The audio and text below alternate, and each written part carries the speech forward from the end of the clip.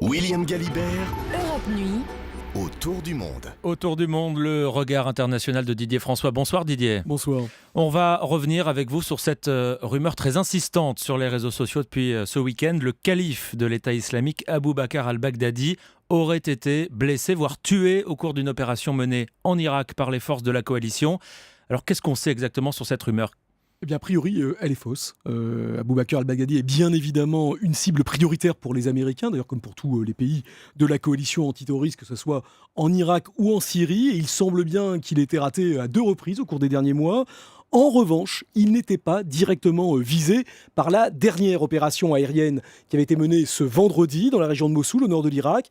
La chasse américaine s'est bien attaquée à un convoi de 10 véhicules, à bord duquel se trouvaient plusieurs hauts responsables de l'État islamique, dont certains de ces chefs militaires qui se rendaient à une réunion de leur état-major. Mais Abou Bakr el-Baghdadi ne se trouvait pas dans ce convoi. En tout cas, ce n'est pas ce que pensent les spécialistes américains du renseignement, qui continuent toutefois à analyser les informations diffusées depuis la fin du raid, particulièrement sur les réseaux sociaux, pour voir si par hasard il n'aurait pas eu de la chance. S'il avait été tué, quelles pourraient être les conséquences ? Est-ce que ça provoquerait un effondrement de l'État islamique ? Alors, ça serait très certainement un coup sérieux porté à cette organisation terroriste, parce que el-Baghdadi en est le véritable stratège. C'est lui qui a organisé la scission d'Al-Qaïda, qui a su regrouper autour de son projet de califat à la fois les volontaires djihadistes venus du monde entier et les tribus bédouines traditionnelles de l'ouest de l'Irak et du nord de la Syrie. Il a été capable de se tailler sur ces 2 territoires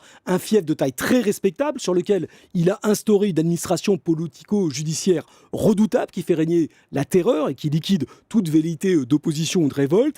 Il a également mis en place un système d'exploitation des champs de pétrole à Raqqa, Deir Zor, Mossoul, qui lui rapporte de substantiels revenus. Et puis il a sous ses ordres une véritable petite armée, environ 30 000 hommes, organisée autour d'un noyau dur très motivé, très aguerri de 12 000 hommes, bien équipés grâce au matériel qu'ils ont pris sur l'armée irakienne. Donc éliminer el-Baghdadi, ce serait en quelque sorte décapiter cette structure, mais cela ne suffirait pas à la démanteler. Pour cela, il faudrait mener une véritable campagne de reconquête avec des forces locales qui seraient, elles, capables de reconstruire une vie normale dans la région. Et c'est d'ailleurs pour ça que les États-Unis ont décidé de doubler leur nombre de troupes déployées en Irak. Absolument. Donc les Américains ont annoncé dimanche l'envoi de 1500 soldats supplémentaires pour encadrer, former l'armée irakienne, les Peshmerga kurdes, ce que font d'ailleurs les Français, et d'éventuelles milices sunnites qui sont les tribus opposées à el-Baghdadi. C'est le début de la nouvelle étape dans cette campagne